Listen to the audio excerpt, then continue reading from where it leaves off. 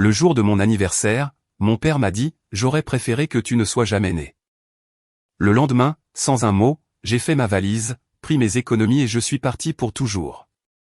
Sans jamais me retourner. Je m'appelle Aurore Dubois. J'ai 28 ans. J'aurais souhaité que tu ne sois jamais né. Mon père m'a dit cela lors de mon propre dîner d'anniversaire, devant 43 personnes. Les bougies sur le gâteau étaient encore allumées. Personne n'a bougé. Personne n'a dit un mot. Ma belle-mère a hoché la tête comme s'il venait de confirmer les prévisions météorologiques. Ma demi-sœur a pointé son téléphone sur mon visage et a continué d'enregistrer. C'était il y a 4 mois. Depuis, je n'ai pas haussé le ton. Je n'ai pas pleuré devant qui que ce soit. Mais j'ai fait quelque chose qui a poussé mon père à m'appeler 17 fois en une nuit. Et au 18e appel, sa voix n'était plus en colère. Elle suppliait. Mon père, Gérard Dubois, a 58 ans.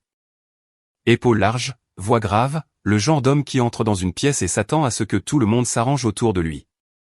Depuis que je me souviens, il était le centre de chaque table de fête, de chaque réunion de famille, de chaque décision.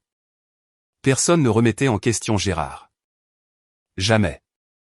Ma mère, Émilie, est morte quand j'avais 8 ans, de complications après une opération.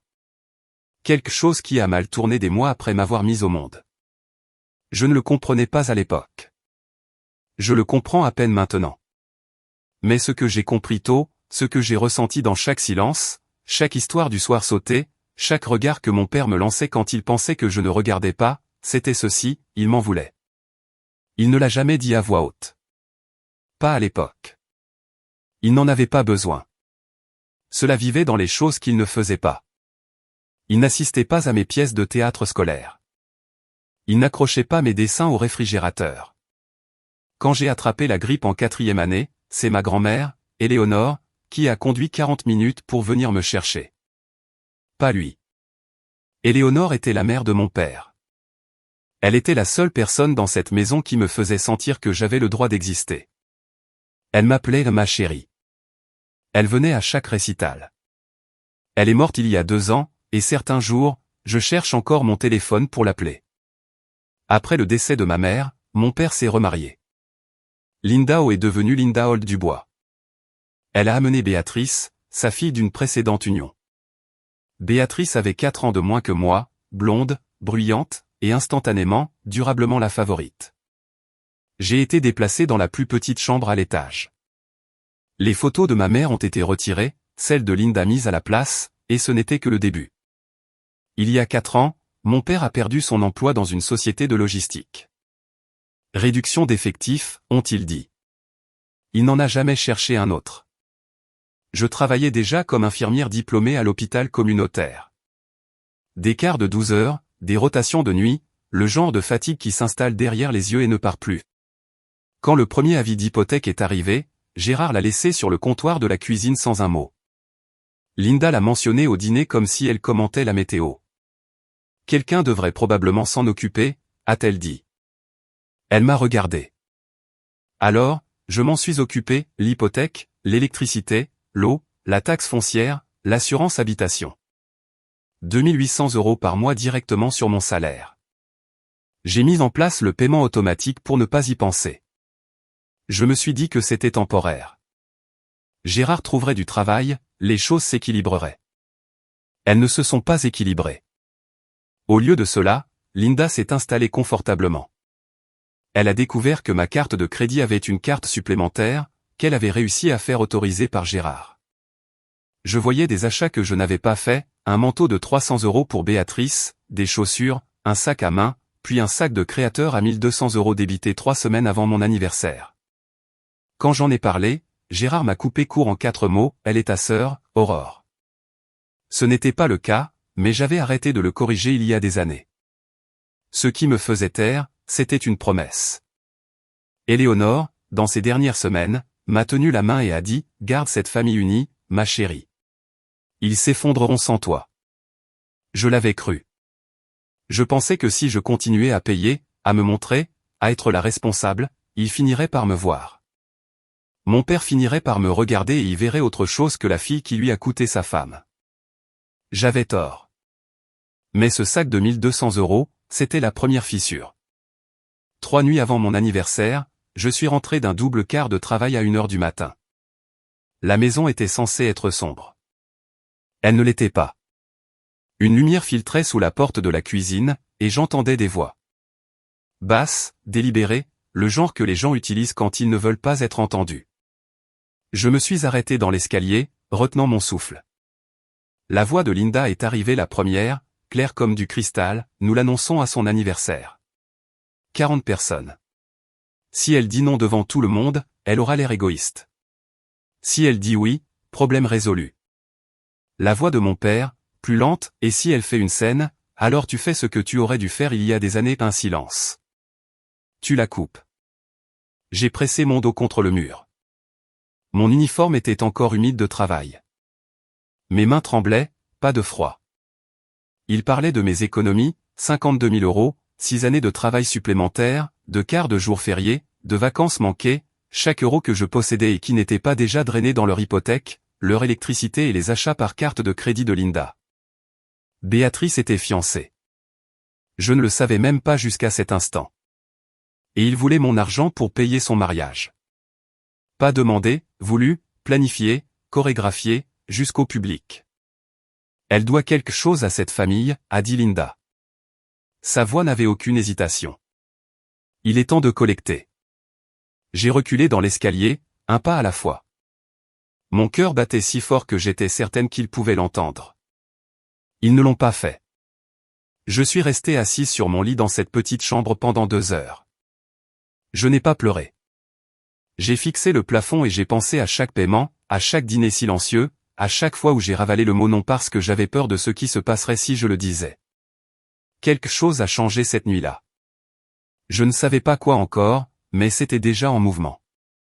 Le lendemain matin, je me suis assise dans ma voiture sur le parking de l'hôpital et j'ai passé un appel que je repoussais depuis 2 ans. Marguerite Callaway, 64 ans, avocate spécialisée en succession, amie la plus proche de ma grand-mère depuis 3 décennies. Éléonore avait mentionné son nom exactement une fois dans ces derniers jours, d'une voix si faible que je l'ai presque manqué. Si jamais tu as besoin de comprendre ce que j'ai laissé derrière moi, avait chuchoté Éléonore. Appelle Marguerite. J'avais écrit le numéro au dos d'un reçu de course et l'avais glissé dans mon portefeuille. Il est resté là, intact à travers l'enterrement d'Éléonore, à travers 2 années de factures et de silence et une maison qui ne m'a jamais semblé être la mienne. Marguerite a répondu à la 2e sonnerie. Aurore Dubois, a-t-elle dit comme si elle m'attendait.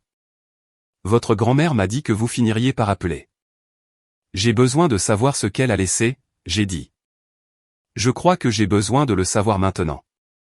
Venez à mon bureau. Il y a des choses que votre grand-mère voulait que vous sachiez quand vous seriez prête. Elle a marqué une pause. Êtes-vous prête? Je crois que oui. Alors je préparerai tout. J'ai pris rendez-vous pour la semaine suivante, après le dîner d'anniversaire.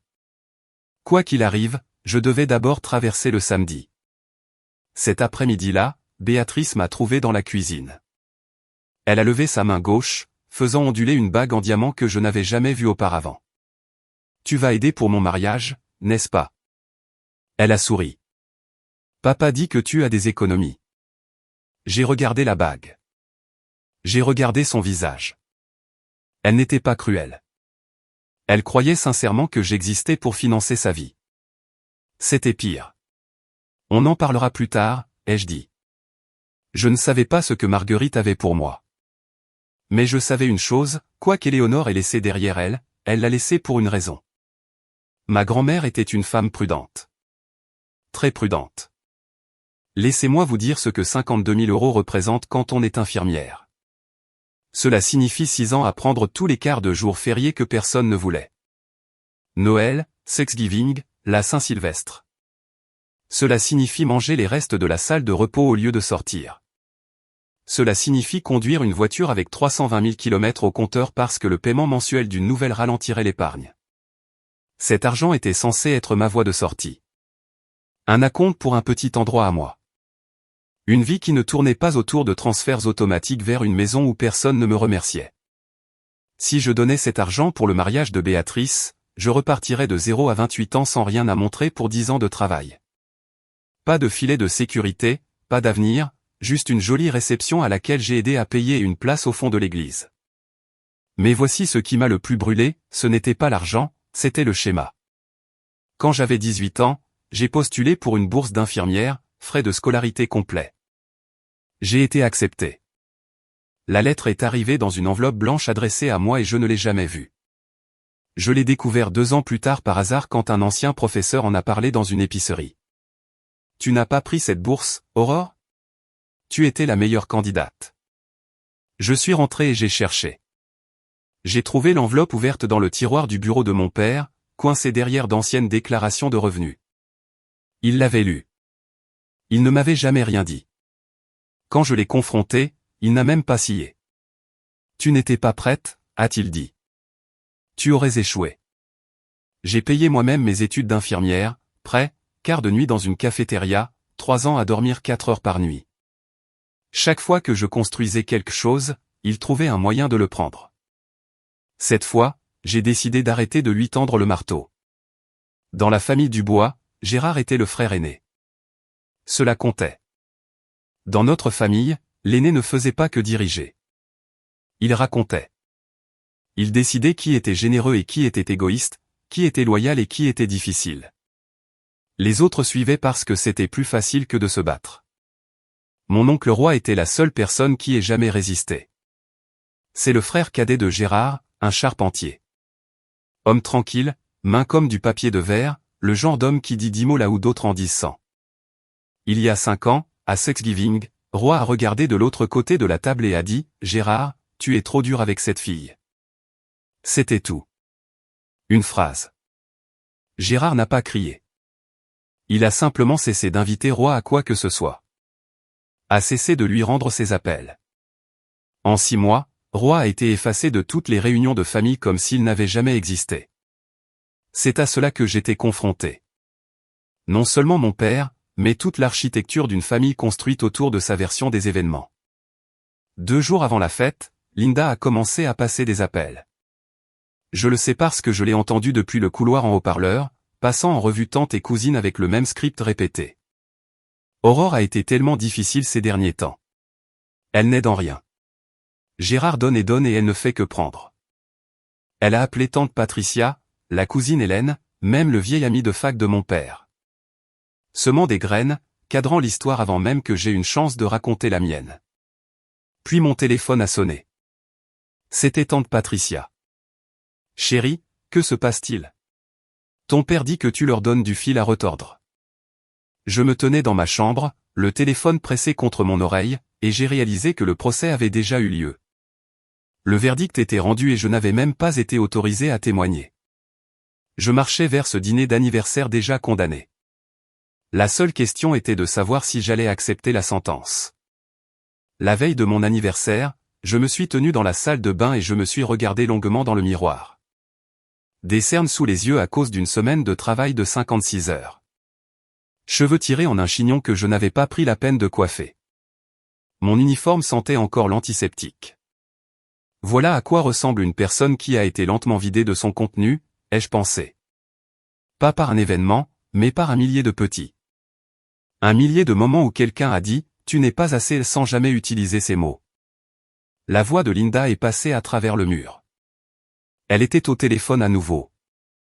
Je pouvais entendre le petit écho du haut-parleur depuis la chambre principale. Elle a toujours été jalouse de Béatrice. Tu sais comment c'est. Certains enfants n'ont tout simplement pas ce qu'il faut pour être reconnaissants. J'ai pressé mon oreille contre le mur. Je ne pouvais pas m'en empêcher. Gérard lui a tout donné, a continué Linda. Un toit, à manger, la stabilité, et elle ne peut même pas faire cette seule chose pour sa sœur. Honnêtement, je ne sais pas ce qu'Émilie penserait. Émilie, le nom de ma mère dans la bouche de Linda utilisé comme une arme. Mes mains se sont posées à plat contre le mur. J'ai fermé les yeux une seconde, juste une seconde. Je voulais ouvrir cette porte et hurler. Hurler jusqu'à ce que les voisins entendent. Hurler jusqu'à ce que quelqu'un dans cette maison comprenne enfin ce que ça fait d'être moi.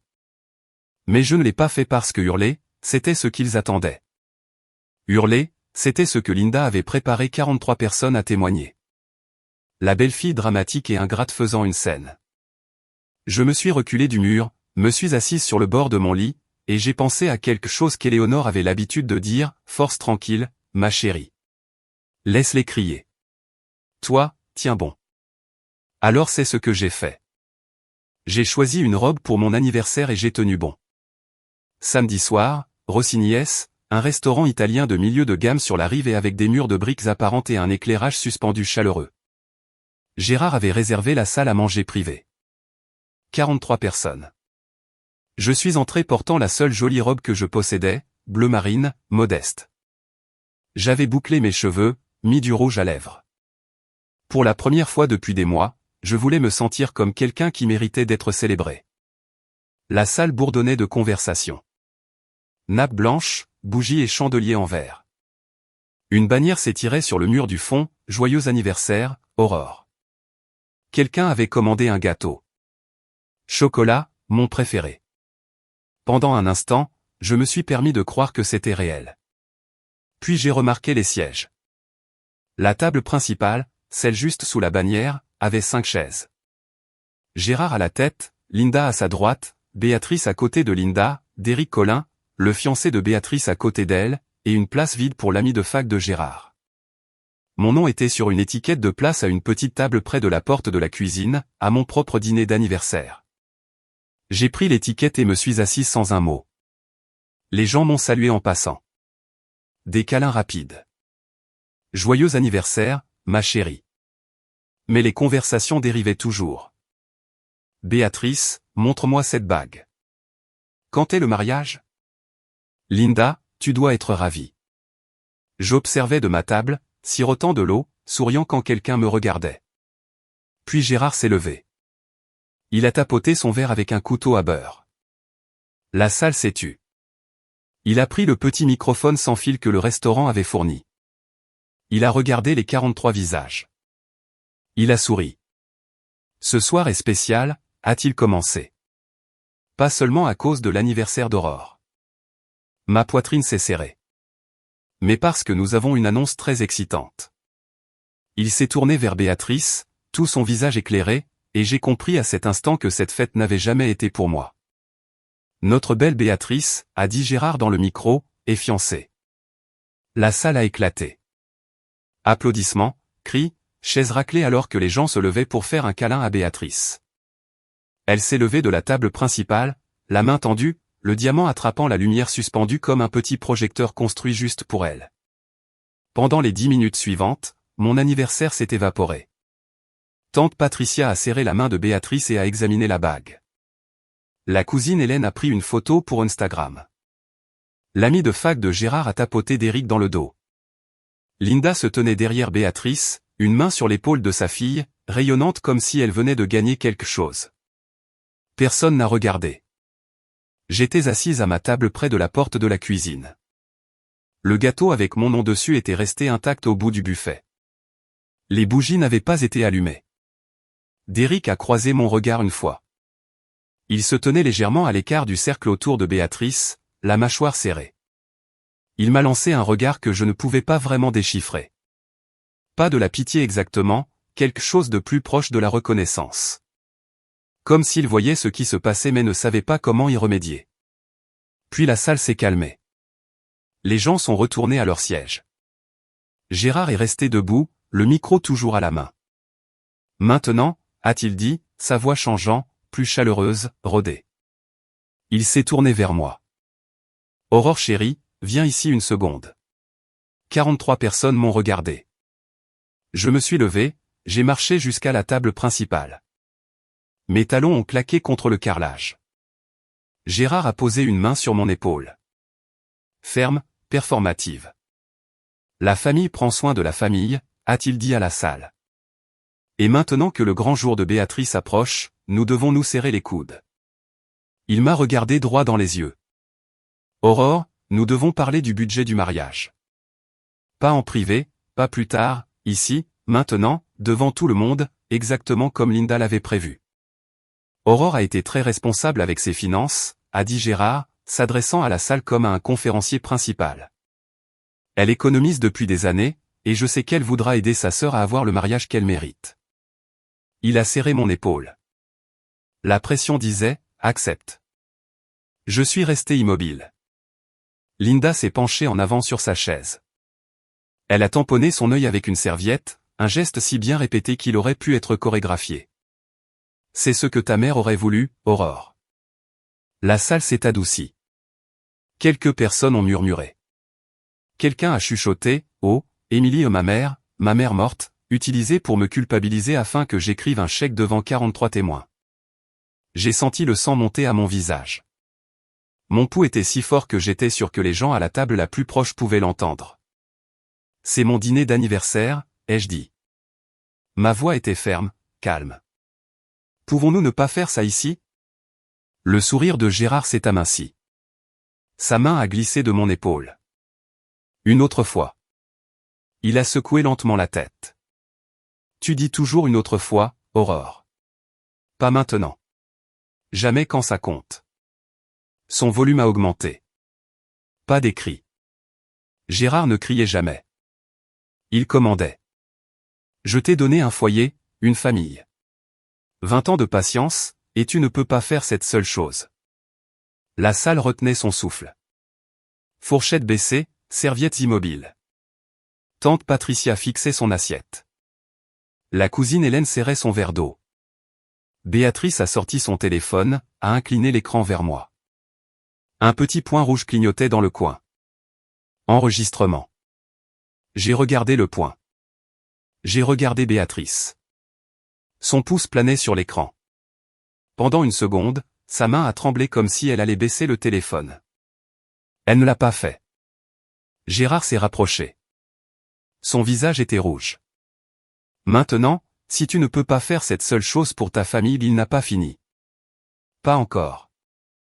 J'ai parlé avant qu'il ne puisse finir. Je ne donnerai pas mes économies, papa. Ma voix n'a pas vacillé. Cet argent est pour mon avenir. La salle a changé. Quelqu'un a inhalé brusquement près du fond. Je pouvais sentir 43 paires d'yeux sur ma peau comme des lampes chauffantes.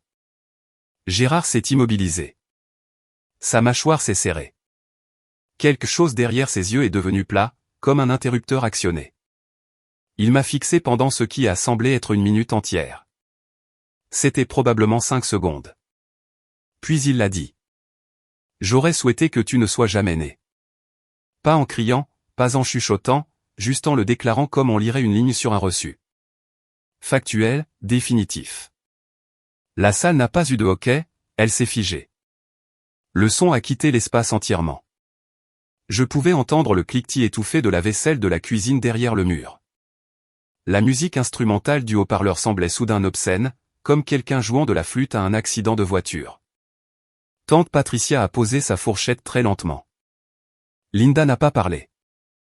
Elle a simplement regardé Gérard, puis moi, et a hoché la tête. Un petit hochement de tête, certain, comme si elle attendait cette phrase depuis des années. Le téléphone de Béatrice était toujours pointé sur mon visage. Sa main tremblait maintenant, mais elle ne l'a pas baissée. Derrick, derrière Béatrice, a repoussé sa chaise de la table, sans se lever, juste en créant de la distance. Son expression était devenue serrée, fermée, comme un homme recalculant quelque chose qu'il avait déjà décidé. J'ai senti quelque chose se fissurer à l'intérieur de ma poitrine. Pas se briser, se fissurer, comme de la glace sur un étang au début du printemps. Calme, profond, le genre de fracture qu'on ne voit pas de la surface. J'ai regardé mon père. J'ai regardé la salle pleine de gens qui ont entendu ces mots et ont choisi le silence. Et j'ai pris une décision. Je n'ai pas pleuré. J'ai pris ma serviette sur la table, les plié une fois, 2 fois, les poser soigneusement à côté de mon verre d'eau intact. J'ai regardé autour de la salle une dernière fois. 43 personnes. Certains fixaient leurs assiettes. Certains regardaient Gérard. Quelques-uns me regardaient. Avec quoi? De la pitié? Du choc? Je ne pouvais plus le dire. Cela n'avait pas d'importance. Personne n'a parlé. Je me suis tourné vers la salle et j'ai dit la seule chose qui me restait. Merci à tous d'être venus à mon anniversaire. Puis j'ai pris mon sac au dossier de ma chaise, j'ai traversé la salle à manger et j'ai poussé la porte. L'air nocturne m'a frappé comme de l'eau froide. J'ai atteint ma voiture sur le parking avant que mes mains ne se mettent à trembler. Je me suis assise au volant pendant 3 minutes, agrippant le volant, respirant par le nez comme si j'encadrais un patient pendant une crise de panique. Puis j'ai attrapé mon téléphone. Un contact, un appel. Marguerite Callaway a répondu à la première sonnerie à 22h15 un samedi soir. Marguerite, ai-je dit, je veux venir demain. Je suis prête. Une pause, puis sa voix, calme, imperturbable, comme si elle gardait un siège au chaud. Je préparais tout, Aurore. 9h. J'ai raccroché. Je ne savais pas ce que tout signifiait encore.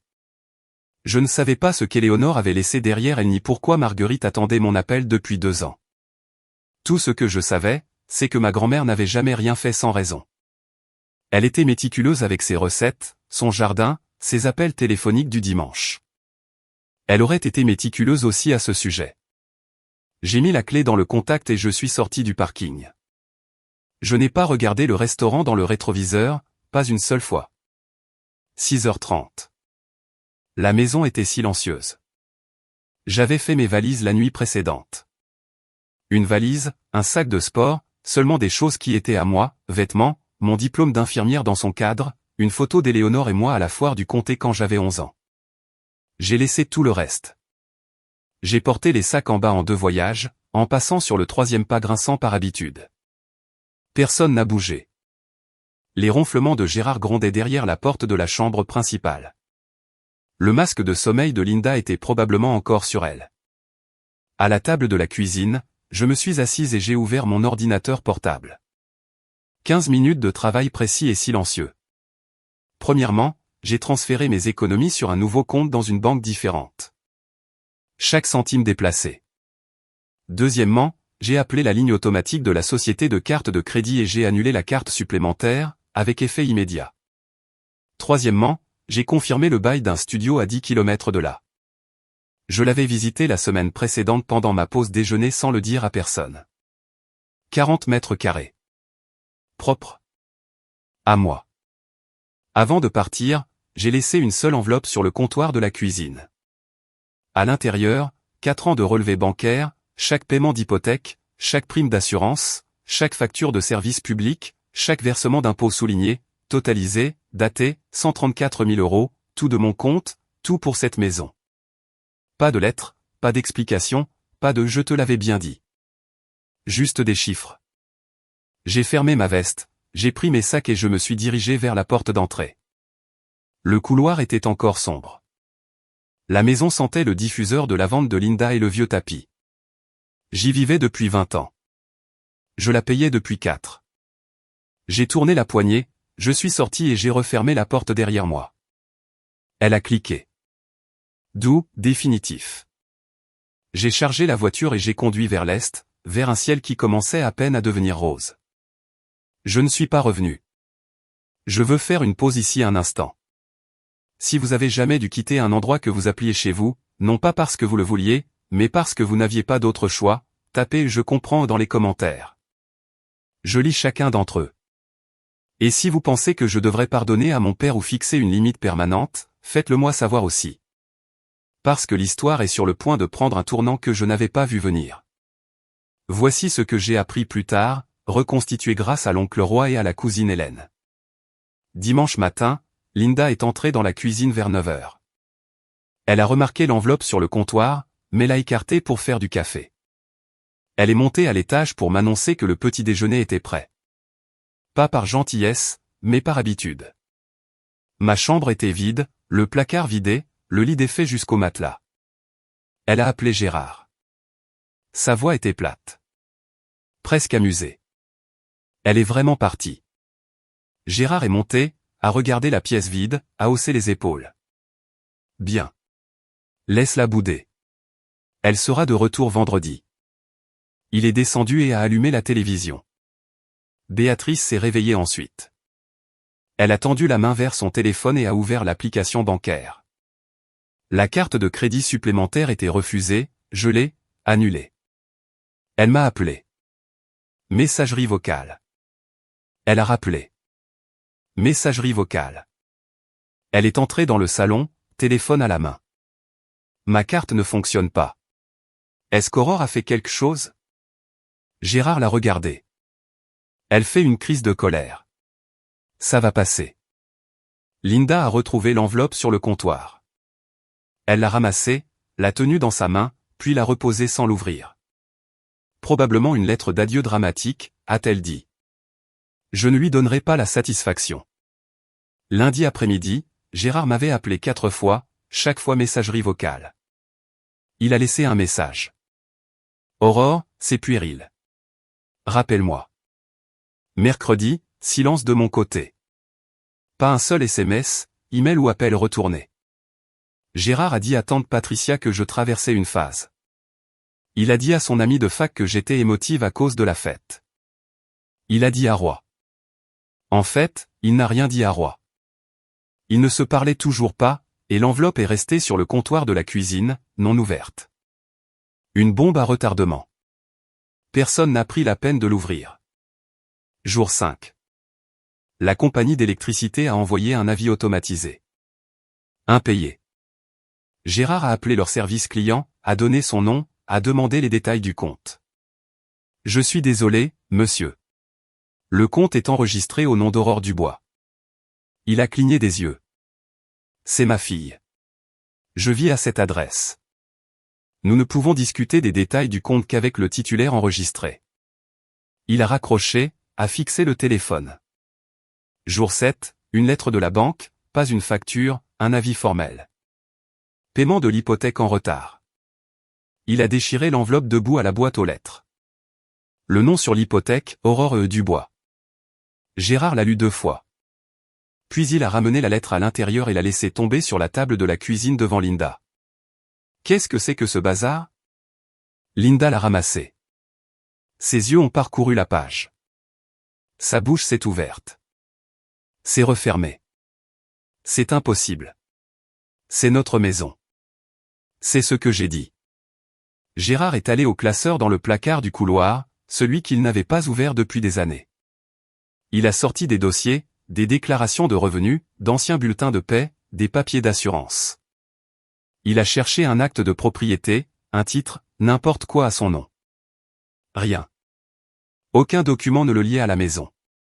Puis Linda s'est souvenue de l'enveloppe. Elle est retournée au comptoir de la cuisine. L'enveloppe blanche était toujours là, avec une trace de café sur un coin. Elle l'a déchirée. Des pages. Des douzaines de pages. Des relevés bancaires remontant à 4 ans. Chacun surligné. Chacun montrant des retraits par paiement automatique du compte courant d'Aurore. Hypothèque, électricité, eau, assurance, impôts. Total, 134 000 €. Tout provenant du compte courant d'Aurore. Linda s'est assise.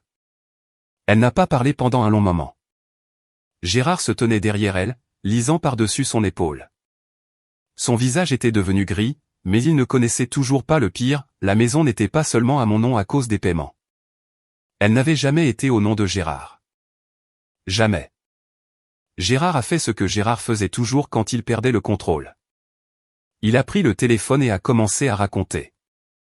En 24 heures, la moitié de la famille avait entendu sa version. Aurore est partie. Aurore a annulé la carte de crédit. Aurore a arrêté de payer les factures. Elle nous punit parce qu'elle n'a pas eu assez d'attention à son anniversaire. Certaines personnes l'ont cru. Elle l'avait toujours fait. Mais quelque chose était différent cette fois. Certaines personnes se souvenaient de cette nuit au Rossignès. Elle se souvenait du visage de Gérard quand il a prononcé ces mots. Elle se souvenait du silence qui a suivi. Et elle se souvenait qu'aucune personne dans cette salle, y compris elle-même, ne s'était levée. La cousine Hélène m'a appelé un jeudi soir. J'ai failli ne pas répondre, mais Hélène et moi avions été proches avant que la gravité de Gérard n'attire tout le monde dans son orbite. Aurore, que se passe-t-il?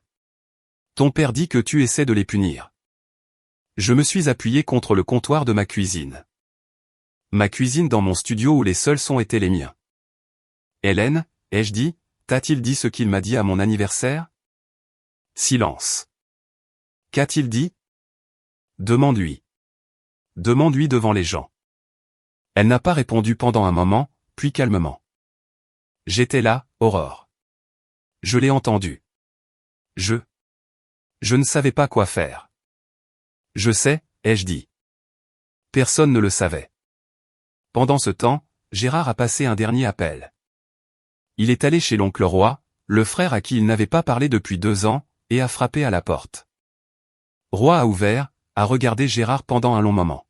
« J'ai besoin de ton aide », a dit Gérard. Aurore est devenue folle. Roy s'est appuyé contre le cadre de la porte. « Gérard, as-tu vraiment dit ça à son anniversaire ?» La mâchoire de Gérard s'est serrée. Elle m'a provoqué. Roy a secoué lentement la tête. Un père ne dit pas ça. Jamais à son enfant. Et il a fermé la porte. Il m'a trouvé un mardi. Je ne sais pas comment. Je suppose qu'il a appelé l'hôpital et que quelqu'un a mentionné m'avoir vu près de l'arrivée. Ou peut-être a-t-il conduit jusqu'à ce qu'il repère ma voiture. Quoi qu'il en soit, je suis rentré d'un quart de travail pour trouver Gérard Dubois debout devant la porte de mon appartement. Bras croisés, mâchoire serrée, ressemblant à un homme sur le point de livrer une performance, pas des excuses. J'ai déverrouillé la porte, me suis tenu dans l'embrasure, ne me suis pas écarté. « Tu dois rentrer », a-t-il dit. Ça suffit. Je l'ai regardé.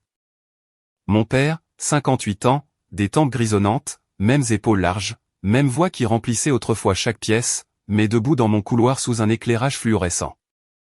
Il paraissait plus petit que dans mes souvenirs. « Tu m'as dit que tu souhaitais que je ne sois jamais né, ai-je dit. Devant 43 personnes à mon anniversaire. J'étais contrarié. Tu étais difficile. Dire non à donner mes économies n'est pas être difficile. C'est être adulte. » Ses narines se sont dilatées. « Je suis ton père. Alors agis comme tel. » Nous nous sommes tenus là à 1 mètre de distance. Le couloir sentait le dîner de quelqu'un. Ail, oignon, quelque chose de chaud qui n'avait rien à voir avec aucun de nous. « Tu ne peux pas juste partir », a-t-il dit. Sa voix s'est abaissée. Pas plus douce, plus faible. Les factures s'accumulent. L'hypothèque est en retard. Linda est. Linda n'est pas ma responsabilité, ai-je dit. Béatrice non plus. La maison non plus. J'ai marqué une pause. Tu m'as dit que tu souhaitais que je ne sois jamais né. Je réalise simplement ton souhait. J'ai fermé la porte doucement. Pas de claquement, pas de sortie dramatique. Juste un doux clic et le son de sa respiration de l'autre côté. Il est resté là un moment. Je le sais parce que j'ai regardé l'ombre de ses chaussures sous la porte. Puis il est parti, mais il ne savait pas ce qui allait se passer ensuite. 2 semaines après mon départ, Gérard a convoqué une réunion de famille. Il a choisi le centre communautaire rattaché à notre église, une pièce beige avec des chaises pliantes, des lumières au plafond bourdonnantes et une urne à café qui était toujours soit vide, soit brûlée. Environ 30 personnes sont venues, tantes, oncles, cousines. Certaines que je n'avais pas vues depuis l'enterrement d'Éléonore. Gérard se tenait devant comme s'il dirigeait une réunion publique. Linda était assise au premier rang, un mouchoir à la main. Béatrice était assise à côté d'elle, les bras croisés, son téléphone posé face vers le bas sur ses genoux pour une fois. J'ai demandé à tout le monde ici, a commencé Gérard. Parce que nous avons une situation familiale qui doit être abordée. Il a lancé sa version. Aurore a abandonné la famille. Aurore a annulé la carte de crédit. Aurore a cessé de payer les factures. Aurore leur fait du tort à tous à cause d'un malentendu au dîner. Linda s'est essuyé les yeux sur commande. Quelques personnes ont hoché la tête. Quelques-unes se sont agitées nerveusement. Tante Patricia gardait les yeux sur le sol. Gérard est arrivé à son argument final. Tout ce que je demande, c'est que quelqu'un lui remette les idées en place. Elle fait souffrir cette famille. C'est là que l'oncle Roy s'est levé. Il était assis au dernier rang, silencieux, les bras sur ses genoux. Personne ne s'attendait à ce qu'il vienne. Gérard, certainement, ne l'avait pas invité, mais Roy avait entendu parler de la réunion par la cousine Hélène, et il avait conduit 40 minutes pour être là. Gérard, a dit Roy, sa voix était égale. Stable comme celle d'un charpentier. Avant de dire quoi que ce soit d'autre, as-tu invité Marguerite Callaway? Gérard a froncé les sourcils. Qui? Pourquoi ferais-je ça? La porte latérale s'est ouverte. Marguerite Callaway est entrée. 64 ans, blazer gris, lunettes de lecture sur une chaîne autour du cou, un portefeuille en cuir sous le bras. Elle a hoché la tête une fois à Gérard.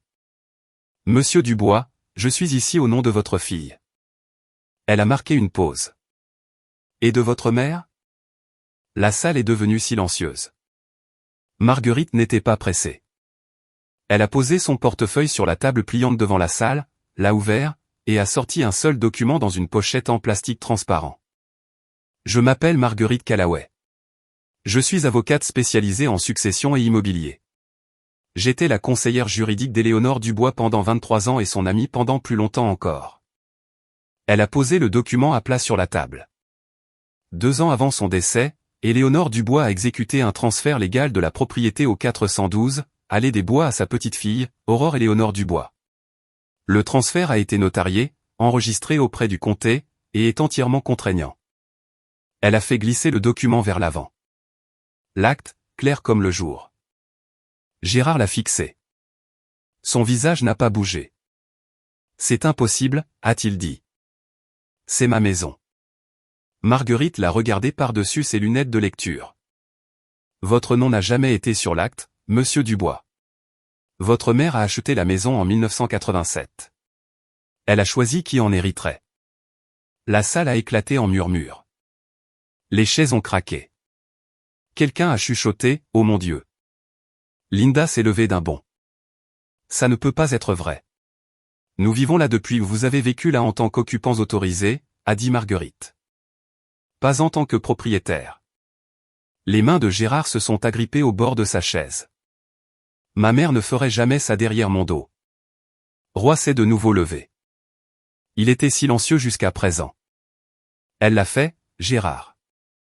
Sa voix était basse mais ferme. J'étais là. J'ai été témoin de la signature. La salle s'est tournée vers Roy. 30 visages recalculants. Gérard a fixé son frère. Tu le savais. Maman m'a demandé d'être là, a dit Roy. Elle a dit que tu finirais par comprendre. Roy a dégluti. Elle a aussi dit que tu ne le ferais probablement pas. Gérard a ouvert la bouche. Rien n'en est sorti. Linda a attrapé le bras de Béatrice. Béatrice a repoussé sa main et Marguerite a calmement cherché dans son portefeuille la prochaine série de documents. De plus, a continué Marguerite, en décrochant une épaisse pile de pages surlignées. Au cours des 4 dernières années, Aurore Dubois a personnellement payé l'intégralité de l'hypothèque, de l'assurance habitation, de la taxe foncière et de tous les services publics pour la propriété au 412, allée des Bois. Elle a étalé les relevés sur la table comme un croupier étalant des cartes. Hypothèque, 1400 € par mois. Assurance, 380 € trimestriels. Taxe foncière, 4200 € annuels. Service public, en moyenne 600 € par mois. Elle a ajusté ses lunettes. Dépenses personnelles totales, environ 134 000 €. Tout documenté. Tout provenant du compte courant individuel d'Aurore. La salle n'a pas éclaté cette fois. Elle s'est affaissée. Le genre de silence où l'on peut entendre quelqu'un déglutir 3 rangs plus loin. Tante Patricia, la femme qui m'avait appelé pour demander pourquoi je faisais des histoires à mon père, s'est couvert la bouche avec la main. La cousine Hélène fixait la table. Ses yeux étaient humides. Un oncle au fond s'est penché. Elle a payé toute la maison. Tout ce temps? Elle l'a fait, a dit Marguerite. Et pendant cette même période, une carte de crédit supplémentaire liée au compte d'Aurore a été utilisée pour des achats personnels par d'autres membres du foyer. Ces frais ont également été payés par Aurore. Le visage de Linda est devenu blanc. Pas rose de gêne. Blanc, vidé. Elle vivait là gratuitement, à lâcher Linda. C'était sa contribution à la famille. Le gîte et le couvert. Marguerite a regardé Linda, pas méchamment, mais sans aucune indulgence. Madame Dubois. Aurore payait l'hypothèque d'une propriété qu'elle possède légalement. Si quoi que ce soit, elle subventionnait votre logement. Quelqu'un au dernier rang a laissé échapper un souffle qui était presque un rire. Gérard n'avait pas bougé. Il était assis, les 2 mains sur ses genoux, fixant les relevés bancaires à 1,5 mètre, comme si les regarder de trop près allait les rendre plus réels. C'étaient des chiffres, pas des opinions. Les chiffres ne prennent pas parti. Tante Patricia s'est levée la première. Elle avait 61 ans, un M57, et n'avait jamais haussé la voix lors d'une réunion de famille de sa vie. Elle a regardé Gérard comme on regarde quelqu'un qu'on voit clairement pour la première fois. « Gérard, a-t-elle dit, tu as dit à cette fille dans ce restaurant que tu souhaitais qu'elle ne soit jamais née. La fille qui payait ton toit. » Gérard n'a pas répondu. La cousine Hélène a parlé ensuite, la voix craquant. « Je l'ai appelée. J'ai appelé Aurore et je l'ai accusée d'être égoïste. Elle ne s'est même pas défendue. Elle a juste demandé si je savais ce que tu avais dit. » L'oncle Ray, le cousin de Gérard venu d'Ohio, a croisé les bras. Éléonore le savait. Elle s'y attendait. C'est pour ça qu'elle a fait ça. Gérard a essayé de reprendre la salle. Il s'est redressé sur sa chaise, a redressé ses épaules et a utilisé la voix qui contrôlait cette famille depuis des décennies. C'est une affaire de famille, Marguerite. Je pense que vous devriez partir. Marguerite a fermé son portefeuille d'un mouvement fluide. On m'a demandé de présenter un dossier. Le dossier a été présenté. Elle a hoché la tête une fois. Bonsoir. Elle est sortie par la porte latérale. Pas de drame, pas de mot final. Juste une femme qui avait fait exactement ce pourquoi elle était venue. La porte s'est refermée. Gérard a regardé autour de la salle. 30 visages. Aucun d'entre eux n'était de son côté. Roy s'est rassis, les bras croisés. Patricia a secoué la tête. Hélène s'est essuyé les yeux. Linda a attrapé le poignet de Béatrice. Nous partons. Béatrice a retiré son bras. Non, a dit Béatrice. C'était un mot, calme. Mais la tête de Linda a claqué vers sa fille comme si elle venait de recevoir une gifle. Béatrice? Non, maman, ai-je dit. C'était la première fois que j'entendais Béatrice refuser quoi que ce soit à Linda. Je n'étais pas dans cette salle, mais Roy m'en a parlé plus tard. Et quand il a décrit ce moment, même lui semblait surpris. Je veux vous poser une question sérieuse. Si vous étiez à ma place en ce moment, sachant tout ce que vous savez, donneriez-vous une seconde chance à Gérard ou traceriez-vous la ligne définitivement? Tapez seconde chance ou limite dans les commentaires. Je lis chacun d'entre eux et j'aimerais entendre votre point de vue. Maintenant, laissez-moi vous dire ce que j'ai décidé, car ce n'était pas simple. 2 jours après la réunion de famille, Marguerite a envoyé une lettre formelle à Gérard et Linda. Un préavis de 60 jours pour quitter la propriété au 412, allée des Bois. Elle était dactylographiée sur papier à en-tête de l'entreprise, envoyée par courrier recommandé. Chaque ligne était juridiquement précise, procéduralement propre, et entièrement conforme à mes droits en tant que propriétaire. Je ne l'ai pas envoyée moi-même. Je n'ai pas joint de note personnelle. Marguerite s'en est chargée comme elle faisait tout correctement. Cette nuit-là, Gérard m'a appelé 17 fois. Les appels 1 à 10 étaient en colère. Je le sais parce que j'ai écouté les messages vocaux le lendemain matin dans l'ordre, comme les chapitres d'un livre dont je connaissais déjà la fin. Tu trouves ça drôle? C'est la maison de ma famille. Espèce d'ingrate. Clic. Les appels 11 à 15 ont changé. Plus dur à écouter. La colère commençait à craquer et en dessous, il y avait quelque chose de plus faible. Le désespoir. Aurore, on peut en parler. Dis juste à Marguerite de retirer la lettre. J'irai. J'irai m'excuser. C'est ce que tu veux. Appel 16, silence. 28 secondes de respiration. Puis il a raccroché. Appel 17. Le dernier. La voix de Gérard dépouillée de tout. Aucune autorité. Aucune performance. Aurore, s'il te plaît. Où sommes-nous censés aller? Je me suis assise au bord de mon lit dans mon studio, la lumière du matin passant par la fenêtre, une tasse de café refroidissant sur la table de chevet. J'ai joué ce dernier message 2 fois.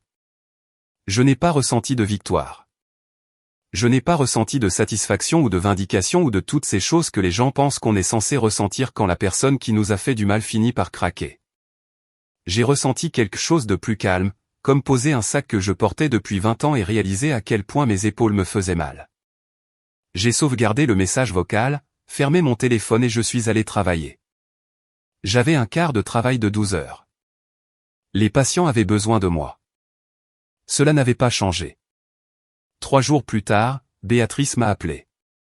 J'ai failli ne pas répondre, mais quelque chose m'a poussé à appuyer sur le bouton vert. Peut-être le souvenir de son bras arraché à celui de Linda dans cette salle d'église. Peut-être la curiosité. Aurore. Sa voix était épaisse, congestionnée. Elle avait pleuré. S'il te plaît, pouvons-nous juste parler? J'écoute. Si nous perdons la maison, mon mariage, tout s'effondre. Peux-tu dire à Marguerite d'arrêter? Je me suis appuyé contre le comptoir de ma cuisine. Dehors, l'enfant d'un voisin faisait du vélo en rond. La normalité de cela semblait surréaliste. Béatrice, as-tu regardé la vidéo que tu as enregistrée cette nuit-là? Silence. Quelle vidéo? Au restaurant. Tu as pointé ton téléphone sur moi pendant que papa disait ces mots. Tu ne l'as pas baissé. Tu n'as pas dit, papa, arrête. Tu as juste enregistré. Plus de silence. Plus long cette fois. Je ne voulais pas, je sais. C'est exactement le problème. Tu ne veux jamais rien dire. Les choses arrivent simplement autour de toi et tu les laisses faire. J'ai pu entendre sa respiration saccadée, irrégulière. Je ne fais pas ça pour te punir, Brielle. J'ai besoin que tu comprennes que je ne punis pas papa. Je ne punis pas Linda. J'ai juste fini d'être celle qui sacrifie tout pour que tout le monde soit à l'aise. Mais où allons-nous? Ce n'est plus ma question à répondre. Une longue pause. Je pouvais entendre la voix de Linda en arrière-plan, étouffée, urgente, conseillant Béatrice sur ce qu'il fallait dire ensuite. Je dois y aller, ai-je dit. Aurore, attends. Béatrice, je te souhaite du bien. Je le pense vraiment. Mais cette conversation est terminée. J'ai raccroché, posé le téléphone face vers le bas sur le comptoir. C'était la fin la plus douce que je pouvais offrir, et c'était quand même l'une des choses les plus difficiles que j'ai jamais faites, mais ce n'était pas le dernier appel que j'ai reçu cette semaine-là. L'appel est arrivé un vendredi soir. Je ne reconnaissais pas le numéro. J'ai failli laisser aller à la messagerie vocale. Mais j'avais eu assez de messages vocaux pour une vie, alors j'ai répondu. Aurore, c'est Derrick Collin. J'ai posé le récipient de plat à emporter que j'étais en train de manger, le fiancé de Béatrice. Nous n'avions jamais parlé en tête-à-tête auparavant, pas une seule fois. Je sais que c'est inattendu, a-t-il dit. Sa voix était prudente, mesurée, comme un homme qui avait passé des jours à répéter cet appel. Je voulais juste dire quelque chose, et je crois que je vous le dois de le dire directement. J'écoute. Je me suis assise en regardant le mur de mon appartement. Une fissure courait le long du plâtre près du plafond. J'avais l'intention de le mentionner au propriétaire. Merci, Derrick.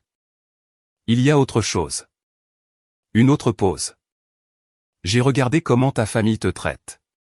Pas seulement cette nuit-là, les mois précédents. La façon dont Linda parle de toi quand tu n'es pas dans la pièce.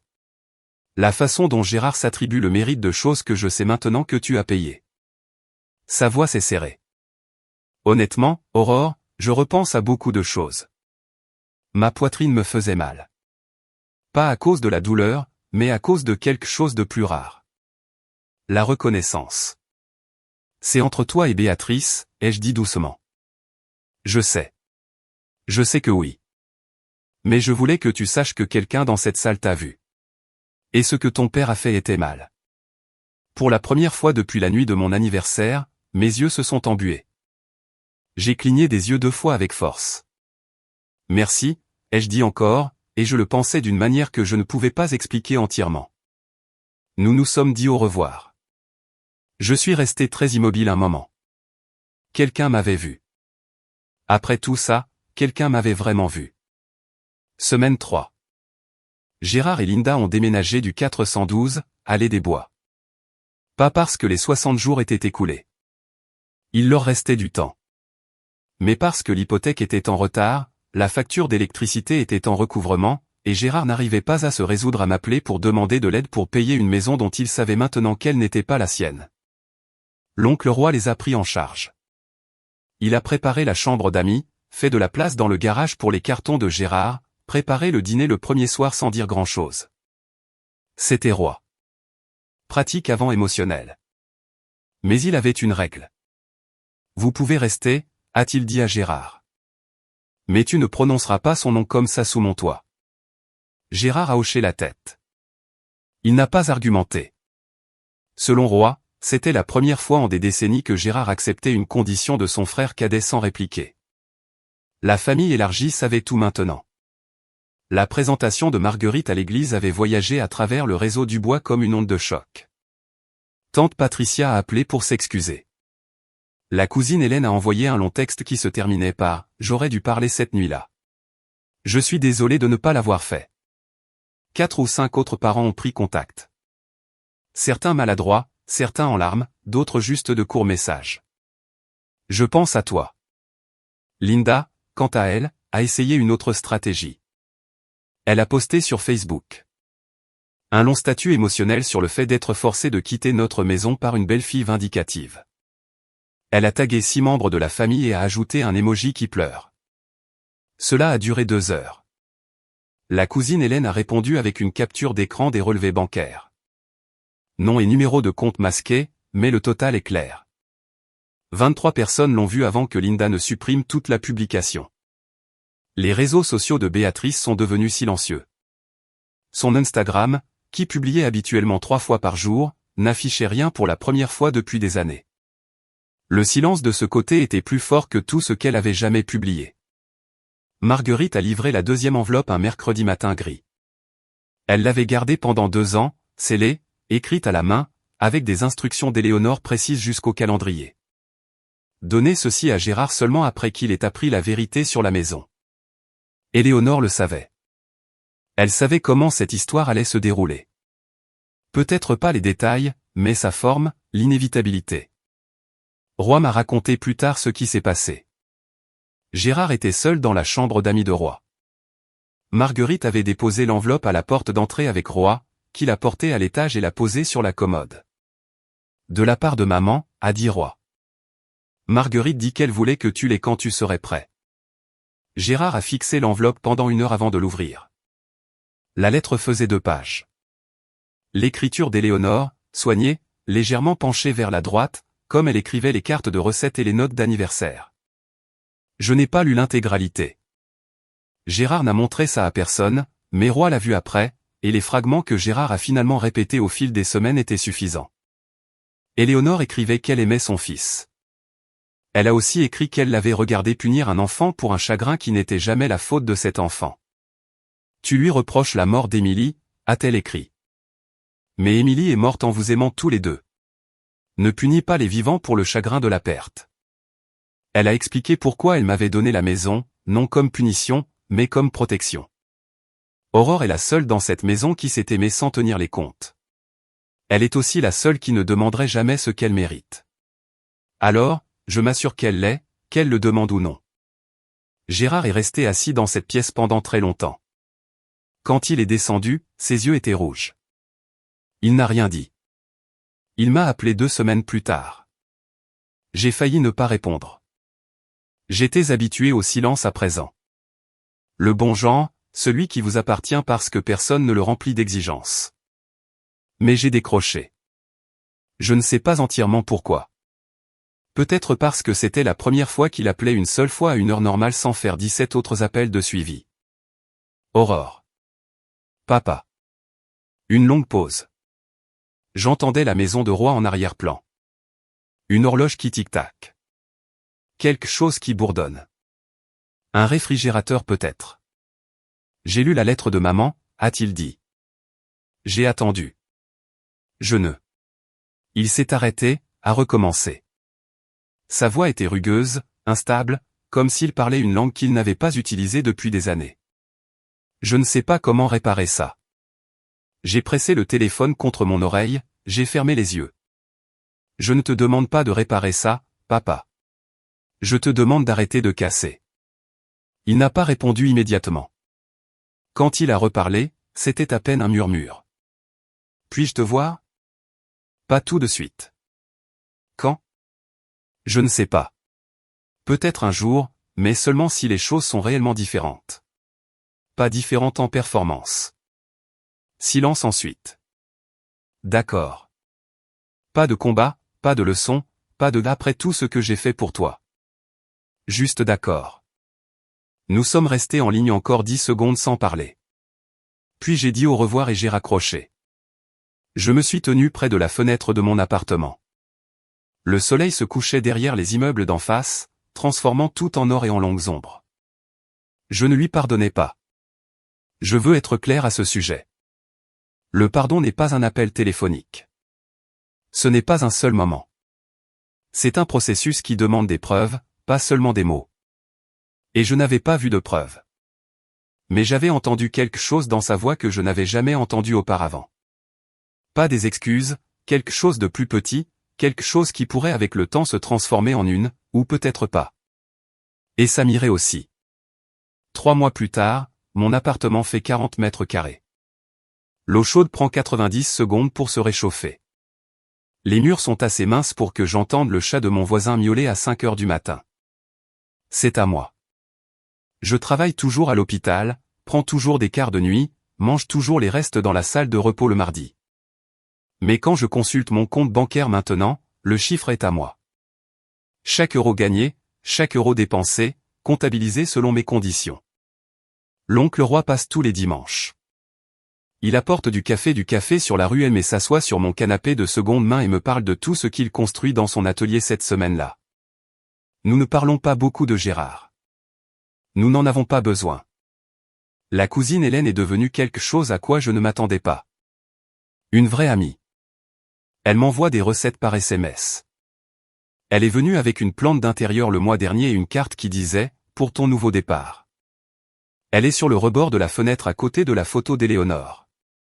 Cette photo, Éléonore et moi à la foire du comté l'été de mes 11 ans, est accrochée au mur en face de mon lit. À côté, mon diplôme d'infirmière encadré. 2 choses que j'ai gagnées. 2 choses que personne ne peut prendre. La semaine dernière, Derrick m'a envoyé un SMS. Court, poli. Lui et Béatrice ont reporté le mariage. J'ai besoin de comprendre dans quel genre de famille je me marie, a-t-il écrit. Je n'ai pas répondu. Ce n'est pas mon histoire à écrire. Béatrice n'a pas appelé. Je ne sais pas ce qu'elle ressent. J'espère que quelque part sous le silence, elle se pose des questions qu'elle n'a jamais pensé à poser auparavant, mais c'est son travail, pas le mien. Et Gérard, il a envoyé une carte de Noël. Aucune excuse à l'intérieur, pas de lettre, juste mon nom sur le devant écrit de sa main. Aurore, c'est tout. Juste mon nom. Comme s'il s'entraînait à le dire sans ciller. Je ne vous raconte pas cette histoire pour que vous ayez pitié de moi. Je vous la raconte parce que peut-être que vous êtes assis quelque part en ce moment dans une maison que vous payez mais où vous ne vous sentez pas le bienvenu, à côté de gens qui prennent tout ce que vous donnez et disent que ce n'est pas assez. Regardant un téléphone plein de messages de quelqu'un qui vous a blessé et veut que vous fassiez semblant que ça n'est pas arrivé. J'y suis passé. Je sais ce que ce silence sonne de l'intérieur. Partir n'était pas une vengeance. Je sais que certaines personnes appelleront ça ainsi. Ils diront que j'ai été froide. Ils diront que j'aurais dû essayer plus fort, en parler, donner une autre chance, une autre année, 100 000 euros de patience supplémentaire. Mais partir, c'était la première fois que je me choisissais. Et je ne pense pas que ce soit froid. Je pense que c'est la chose la plus chaleureuse que j'ai jamais faite. Vous n'avez pas besoin de la permission de quelqu'un pour protéger votre propre vie. Vous n'avez pas besoin que la personne qui vous a blessé soit d'accord sur le fait que c'était mal avant que vous soyez autorisé à partir. Vous n'avez pas besoin de hurler, de vous disputer ou de construire un dossier. Parfois, il suffit de plier la serviette, de se lever et de partir. Ma grand-mère m'a appris cela, non pas par des mots, mais par la façon dont elle vivait. Elle aimait farouchement et elle planifiait avec soin. Et quand elle voyait quelque chose de mal, elle ne faisait pas de discours. Elle faisait un mouvement. Force tranquille. Si cette histoire a touché quelque chose en vous, je veux que vous sachiez que vous n'êtes pas seul. Et vous n'avez pas à rester dans une pièce où personne ne vous voit juste parce que c'est la seule pièce que vous ayez jamais connue. Il y a des portes et elles sont à vous d'ouvrir. Partir n'était pas une vengeance. Partir, c'était la première fois que je me choisissais, et je referais le même choix chaque fois.